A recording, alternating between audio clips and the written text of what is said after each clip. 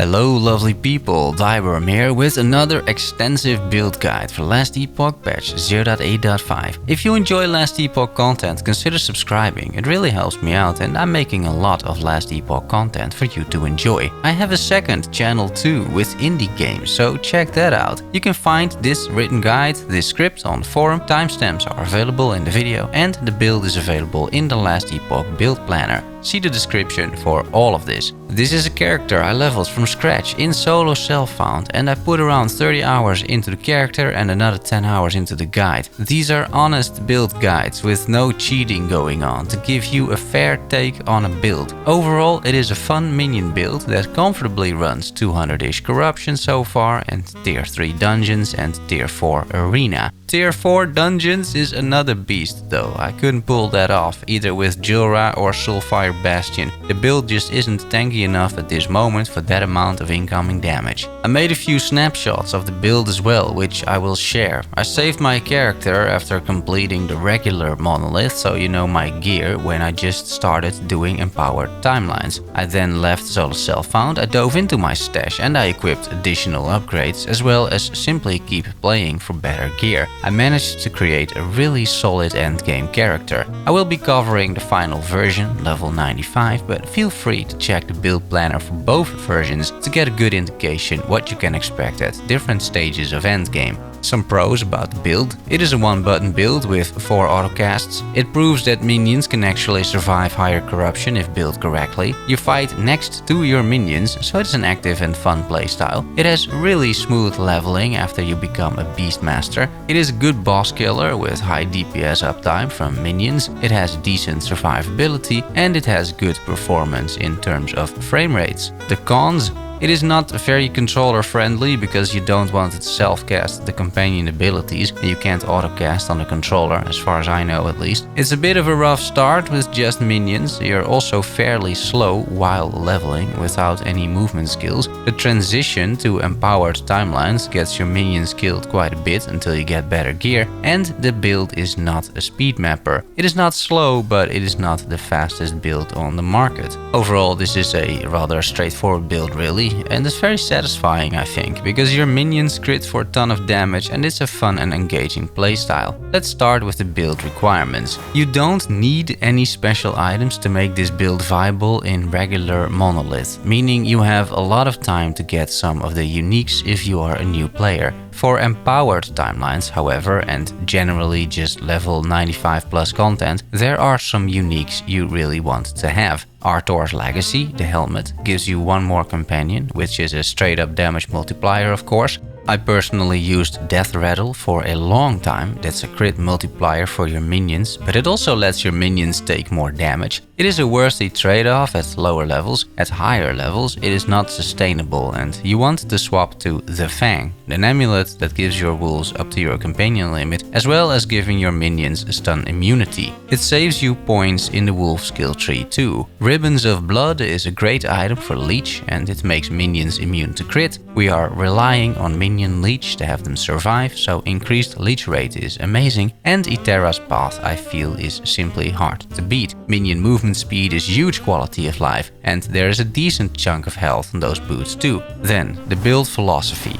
This build is very straightforward as I mentioned. We summon a bear which taunts away enemies, we have a raptor because it's cool and because that raptor does massive damage, and we fill up the zoo with wolves, 4 of them. Their howl buffs every other minion as well as yourself. A frenzy totem turned into a sloth totem provides you some haste and it provides the minions a bunch of stats as well as slow down the enemies. And swipe finally is our mana generator. We leech life with it and it has Culling Strike for bosses. It is a well-rounded all-purpose build, you can't go wrong really, and I feel it is a more solid build than necromancer builds with skeletons, because your companions are much tankier and you are much tankier as well as a Beastmaster. Here you see my small army on a regular dummy. Lots of numbers, but it ranges from 50k to over 100k per hit, and you can see this is a lot of hits per second. I wouldn't be surprised if it's close to 500,000 DPS or even more on a single target. On the boss dummy, it is still very acceptable numbers between 20 and 30k per hit. Defenses are coming from a decent health pool aspect of the boar in late game and overall tanky stats on the Beastmaster, as well as some leech. Minions, they leech too. They are stun immune and they're crit immune. And the higher level you are, the more defenses minions get. So don't forget that either. So what do you need in terms of stats? Here's the wish list. In terms of defenses, make sure you get res capped of course and get 100% crit avoidance. As soon as you get into the second island of the regular monolith, it is really required, I would say. Early on you can use the woven flash for easy crit avoidance. The blessings in the monolith can help a lot here too, as well as idols. Furthermore, you want health, leech maybe, and that's about it. Make sure you get your minions some health as well. In terms of offense, we are scaling strength, it gives armor and minion scaling. You want to get minion leech so they don't die. This doesn't work at low levels, by the way, because the minions don't do enough damage. But as soon as you hit the breaking point and the minions start critting, this works like a charm. I take also generic minion damage, and armor shred is a big one here, because we are physical damage minions. Shredding armor increases damage to enemies massively, and it is worth investing into, especially because we deal a lot of similar attacks and smaller attacks. You don't really care about mana, because we gain mana anyway with swipe, and we are also always out of mana, no matter how large our pool is, so it's completely fine. Let's look at the skill specializations and the skills that we're using. I will not discuss each point invested, but instead focus on the most important nodes. You can see everything in the build planner for yourself, and please check out both planners for some of the nuances there too. Let's start with Summon Wolf. You want the path towards Pack Hunters ASAP because it gives you an additional companion, and depending on whether you got the unique the Claw or the Fang, you should either go to Safety in Numbers because that lets you fill up the companion limit with wolves, or you have those uniques and then you don't need this node. Once you have all your wolves, I would fill up Legendary Bite. The stun and crit and more damage are very good. Then 3 points in Savage Hunters for even more damage. Finally, once you get the Fang unique amulet, you take the howling nodes. Those are good because it means your wolves are consistently howling, which is very important for our crit chance later down the line when we get to summon Frenzy Totem. And howl is just a big DPS increase for everyone affected. Up next, Swipe. This is purely a utility skill in our build. Damage isn't important from this skill. First, you path towards Duality of Nature, so you can sustain the autocasts. Then take Feline Hunter, because attack speed means more mana. Then I would path towards Culling for Culling Strike at 14%, which is great for bosses. And then you fill up Wingarian Reach, so you have more AoE, meaning you hit more enemies. And finally, you just fill up the tree like in the planner, or you put your own spin on it. Then, from being a Beastmaster, you get Summon Raptor. The order here really doesn't matter a lot, just do whatever you want. We're building this thing with full damage though, because we need him to do tons of damage, so he leeches a lot of health. That is how the minions survive. Scent of Blood might be a strange choice, but getting a source of bleed is super easy, barely an inconvenience, and 50% more damage is extremely strong against bleeding targets. Ravage is there for the crit, and that is a lot of crit and a lot of crit multi. Then Summon Bear. I first took all the crit nodes on the left, once again synergizing with crit, then swipe nodes on the right, so the bear does some AoE for clear, and then the final points in some more health. Once again, full damage bear. Finally, Summon Frenzy Totem. This skill you ideally get 22 points in. You can get a +2 to Frenzy Totem on a relic. It is very achievable and they show up as bright green on the loot filter. First you path to Symbol of Haste, because this gives you haste for 3 seconds when you summon the totem, and this is huge quality of life.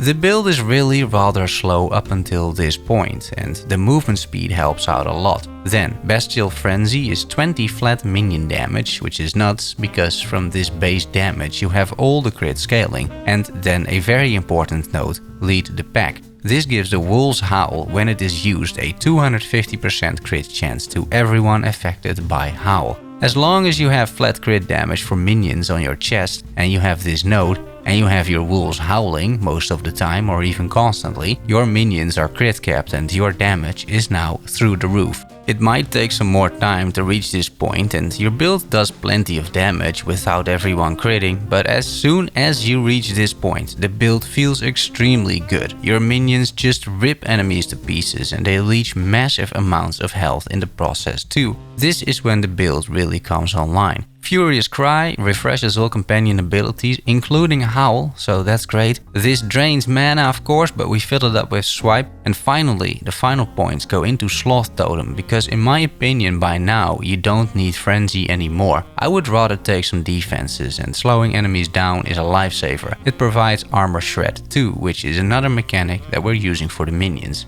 Time to look at the passives. I will just highlight a few interesting decisions, as most of this is rather straightforward given what I've already told you. In the base tree, take Primal Strength for strength, follow up with Survival of the Pack for that leech, fill up Hunter's Restoration for some health and take 1 point in Primal Medicine. The 6 points in Ancient Call you take much later, at around level 80 or so, once you got all the damage nodes done from the Beastmaster. Then, the Beastmaster tree, Ursine Strength for strength and less damage taken. You take Aspect of the Boar and its upgrade Porcine Constitution for 30% less damage taken. At a very high level, once again level 90 or so, you take Primal Strength to proc the Aspect of the Boar when you are attacking instead of only when you're taking damage. Accent Claw is great for flat damage. Cry of the Lynx, 5 points for some crit and 5 seconds duration. This gives you Aspect of the Lynx, giving you and your minions 100% increased crit chance and also 100% stun chance.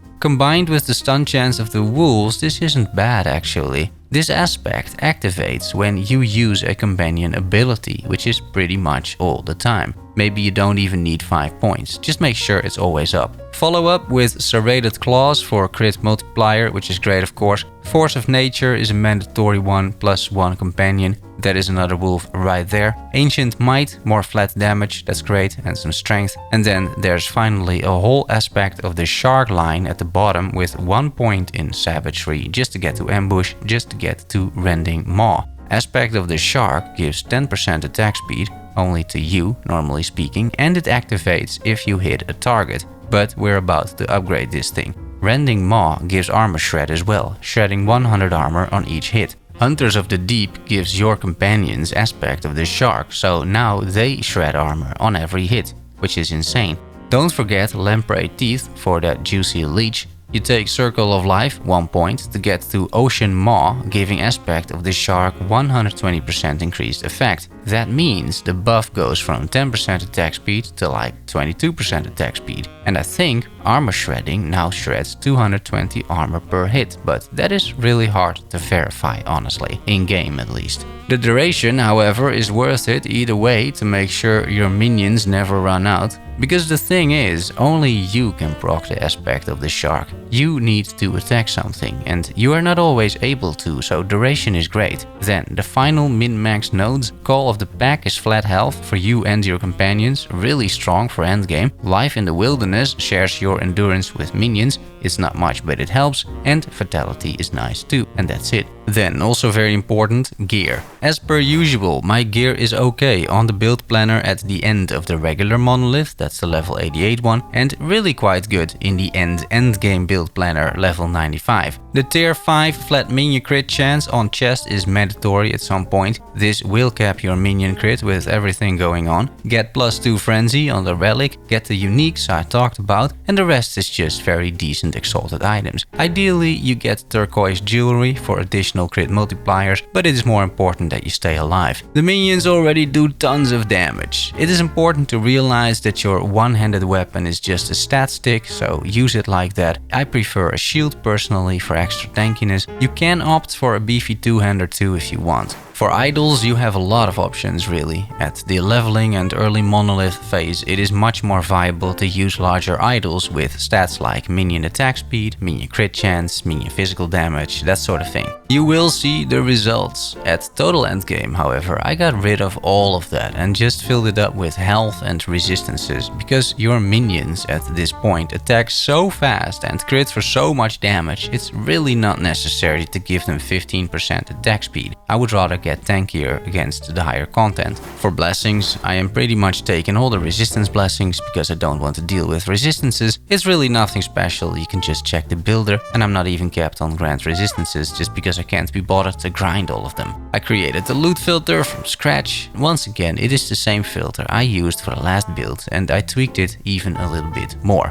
I used this thing myself in solo self-found, meaning that I'm quite confident in it by now. I leveled all the way to level 91 in solo self-found using this filter. Let me walk you through it. I recolored idols for you with the affixes that you want. I made flashy green all the affixes that give you levels for the skills that you are using, like Frenzy Totem. And also the flat minion crit chance on the chest is green, because it is so vital for the build. Then there are height rules which kick in at higher levels, making sure no low level stuff drops anymore. Use this at your own risk. The loot filter shows normal items until level 10. It hides all non-primalist gear except uniques, set items and exalted items, and it shows mostly weapons with minion melee damage on it. And then there are more colors for all of your other loot, starting at the bottom with yellow and gradually getting stricter all the way to purple. At some point I put a level cap on those rules, so yellow items will show up until a certain character level and then not anymore. This is true for all colors. Here's the build in action.